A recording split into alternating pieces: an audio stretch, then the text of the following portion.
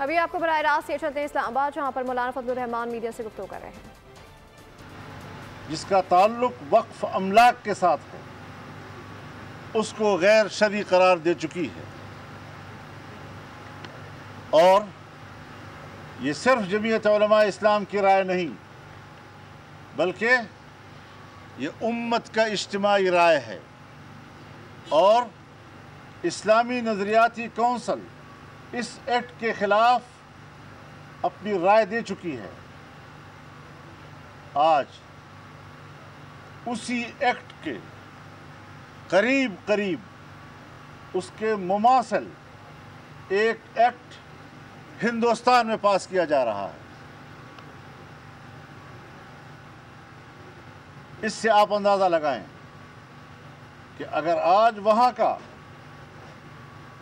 وہاں کی گورنمنٹ وہاں کے مسلمانوں کی اربوں ایکڑ پر مشتمل مسلم اوقاف کے خلاف ایک قانون پاس کرنے جا رہی ہے، ہندوستان مسلمان کے جائیدادوں کو جس طرح ہڑپ کرنا چاہتا ہے، ان کے وقف املاک کو جس طرح ہڑپ کرنا چاہتا ہے، پاکستان کی حکومت نے پاکستان کے اندر رہ کر مسلمانوں کے اوقاف کو ہڑپ کرنے کی کوشش کی۔ کوئی ضمیر ہے کہ اس ضمیر کو ایک دفعہ جھنجھوڑا جائے کہ ہم پاکستان، اسلامی جمہوریہ پاکستان میں اسلامی احکامات کے ساتھ کیا کھلواڑ کر رہے ہیں، اللہ کے دین کے ساتھ کیا مذاق کر رہے ہیں۔ مبارک ثانی کیس میں سپریم کورٹ نے فیصلے دیے، بالآخر سپریم کورٹ کو اپنے فیصلوں کی اصلاح کرنی پڑی۔ اسی طریقے سے شادی بیاہ کے معاملات، دوسرے نکاح کے معاملات پر جو سپریم کورٹ کے فیصلے آئے ہیں وہ قطعی طور پر قرآن و سنت کے احکامات کے خلاف ہیں۔ میں نے اپنی عائلی زندگی میں نہ سپریم کورٹ سے پوچھنا ہے، نہ میں نے حکومت سے پوچھنا ہے، میں نے اللہ کے حکم کے تحت کرنا ہے، میں نے اللہ سے پوچھنا ہے اور اللہ ہی کے سامنے جواب دے۔ میں اعلان کرتا ہوں کہ میں کسی سپریم کورٹ کے ایسے غیر شرعی فیصلے اور حکومت کی طرف سے پاس کیے گئے غیر اسلامی قانون کا پابند نہیں ہوں گا۔ آئین کہتا ہے کہ ہر قانون قرآن و سنت کے مطابق ہوگا، کورٹ پابند ہے کہ وہ قرآن و سنت کے مطابق فیصلے دے گی۔ ایسے فیصلوں کو ہم تسلیم نہیں کر سکتے۔ ہم اس کے خلاف جائیں گے، دوبارہ کورٹ میں اپنا مقدمہ لے کر ہم جائیں گے۔ ہم جمہوری لوگ ہیں، آئین و قانون کے دائرے میں لڑیں گے اور یہاں پر اسلامی اقدار کو سربلند کریں گے۔ اسلامی اقدار و احکامات کو انسانی حقوق کے منافی قرار دینا کسی ملحد کا کردار ہو سکتا ہے، کسی اللہ کے سچے بندے کا کردار نہیں ہو سکتا۔ ہم کبھی بھی دفاعی پوزیشن پر آ کر اسلام کی جنگ نہیں لڑیں گے۔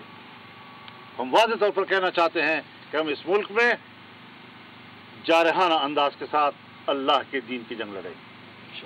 ہم آگے بڑھیں گے انشاءاللہ، اور اس حوالے سے ہم عوام میں بھی جائیں گے، ہم عوام میں بیداری پیدا کریں گے، ہم عوام کے اندر ایک شعور بیدار کریں گے کہ آپ کے ملک کے اندر اللہ کے دین کے ساتھ کوئی کھلواڑ نہ کر سکے، چاہے وہ ہماری اسمبلیاں ہوں، چاہے وہ ہمارے حکمران ہوں، یا چاہے وہ ہمارے عدالت ہوں۔ سکھر اور پشاور عوامی اسمبلی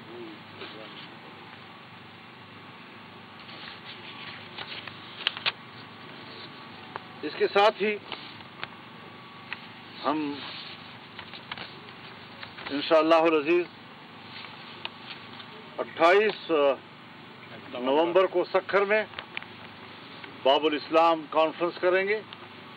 یہ ایک عوامی اسمبلی ہوگی۔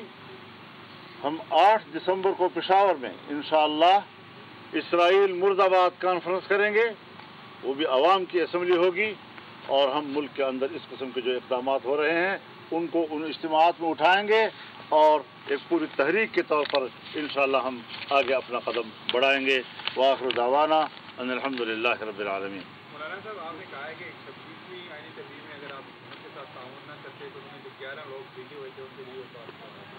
اب وہ 27ویں آئینی ترمیم لے کے آ رہے ہیں اور ان کے پاس آپشن ہے کہ وہ 11 ان کو استعمال کر کے پاس کر رہے ہیں. تو آپ اس کو روکنے کے لیے کیا؟ ابھی تک تو تردید آ رہی ہے کہ کوئی 27ویں ترمیم نہیں آ رہی. جس وقت یہ طے ہو جائے گا کہ واقعی آ رہی ہے تو پھر ہم تبصرہ کریں گے. آپ بھی ہوں گے، ہم بھی ہوں گے انشاءاللہ. مولانا صاحب یہ بتائیے کہ اگر آج پارلیمان سے یہ دہشت گردی ایکٹ پاس ہوتا ہے تو آپ کا اگلا نئے عمل کیا ہوگا؟ اس کے خلاف جائیں گے، روکیں گے؟ ظاہر ہے جی کہ ہم تو اس خلاف بات کریں گے اور برملا کریں گے اور پبلک میں جائیں گے جی. اس طریقے سے تو ماشاء اللہ کو قبول نہ کیوں نہ کریں پھر ہم. مولانا صاحب یہ بتائیں کہ آپ نے یقیناً مجلس شورا کو آپ کی جو جس جماعت کے ساتھ آج کل گمان بھی ہے، آپ سے ملاقاتیں بھی آپ کی جاری ہیں. میرے مراد پاکستان تحریک انصاف کی قیادت ہے. اس سے ملاقاتوں کے اور مستقبل کا جو لائے عمل ہے اس کے بارے میں مجلس شورا کو اعتماد مل گیا ہوگا. اس کے ساتھ سوال یہ ہے کہ ایک سوشل میڈیا پہ کیونکہ ایک پراپیگنڈا ہو رہا تھا تو فوری طور پر عمران خان نے آپ سے رابطہ کیا. عمران خان نے آپ کو پیغام بھیجا پی ٹی آئی کی 2 اعلیٰ شخصیات کے ذریعے اور آپ سے رابطہ کیا گیا. تو کیا عمران خان کے یہ رابطے اور آپ کے ساتھ قربت، کیا وہ آپ کے ساتھ مل کر کوئی لائے عمل بنانا چاہتے ہیں مستقبل میں؟ اور کیا آپ کی بھی اسی طرح پیغام رسانی ہوتی ہے عمران خان کے ساتھ؟ شکریہ. آپ کے سوال کو ذرا تھوڑا سا نظر انداز کر کے معافی چاہتا ہوں. آپ کے سوال کو نظر انداز کر کے میں یہ بات کہنا چاہوں گا کہ یقیناً ہم اس ضرورت کو محسوس کرتے ہیں کہ جمعیت علماء اسلام جب اپوزیشن کی جماعت ہے اور پاکستان تحریک انصاف بھی اپوزیشن کی جماعت ہے تو کوئی پارٹی اسمبلی کے اندر رہتے ہوئے 2 اپوزیشن نہیں کیا کرتی. اب اگر اس ماحول سے ہم فائدہ اٹھا سکتے ہیں، تعلقات کے اندر جو تلخی تھی اس تلخیوں کو ہم دور کر سکتے ہیں، ایک بہتر ماحول ہم پیدا کر سکتے ہیں، تو ہم اس سے وہ فائدہ کیوں نہیں اٹھائیں گے.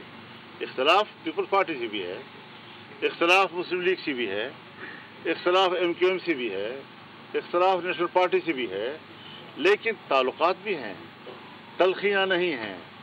ہم تحریک انصاف کے ساتھ اختلاف کے باوجود اگر تلخیوں کا خاتمہ کر کے ایک نارمل قسم کا جو تعلق سیاسی جماعتوں کا آپس میں ہوتا ہے وہاں پر لے آتے ہیں تو یہ میرے خیال میں پاکستان کی سیاست میں ایک مثبت تبدیلی کہلائے گی. مولانا صاحب یہ بتائیے گا کہ یہ جو ایکٹ زیادہ دہشت گردی والا پاس ہونے جا رہے ہیں، کیا یہ اس پہلے مسودے میں تھا جس کو روکا گیا، اس میں ختم کیا گیا؟ یہ اس کا مفہوم وہاں تھا. اب اگر مفہوم وہاں سے نکال دیا اور خود انہوں نے آمادگی ظاہر کی تو کیا اس اپنی آمادگی کی طرف نہیں کر رہے؟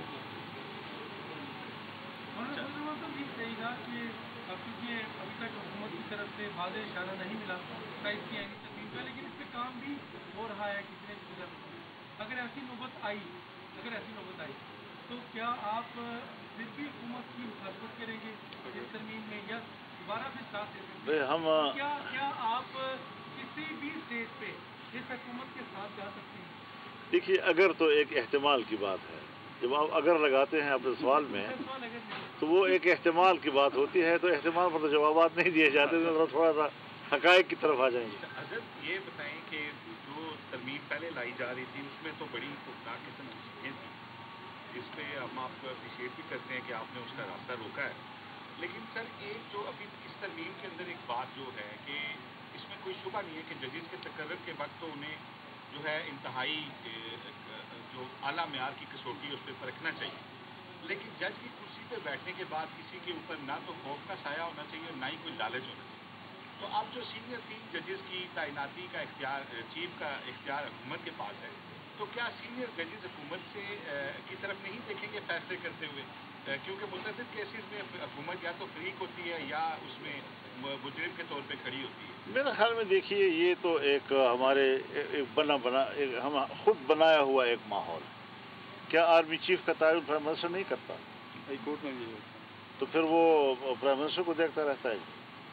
وہ جس پرائم منسٹر نے جس کو آرمی چیف بنایا اسی کو انہوں نے دیا پانچا کر دیا جی.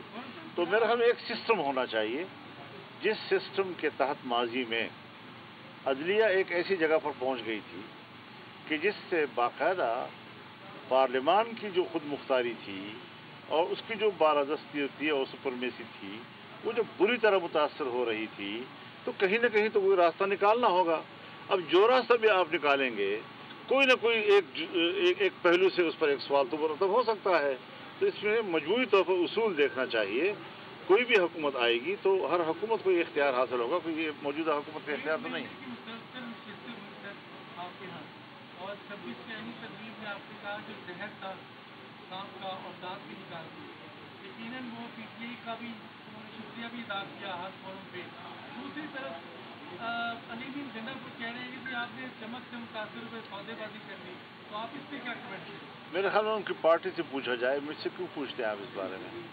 उनकी अपनी पार्टी से अगर पूछ लिया जाए उनके बयान के बारे में तो ज़्यादा बेहतर होगा, बजाय इसके कि आप मुझसे उसका सवाल करें। मैं पार्टी से रिलेटेड हूँ, अफराद से नहीं हूँ जी।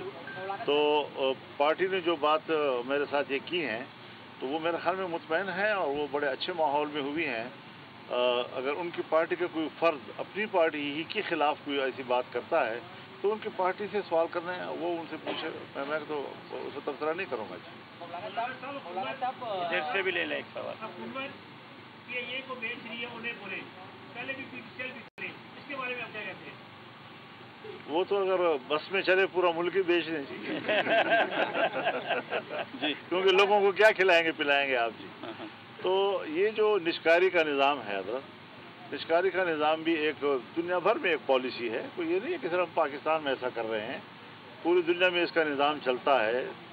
इदारे नेशनलाइज भी होते हैं, इदारे प्राइवेटाइज भी होते हैं, और ये दो अलग अलग तस्वुरात हैं। किसी ज़माने में जब भुट्टो साहब तहरीक चला रहे थे अयूब खान के ज़माने में, तो नेशनलाइजेशन जो है उसका प्रचार हो रहा था, और जब उनकी हुकूमत आई तो उन्होंने तमाम इदारों को नेशनलाइज कर भी दिया।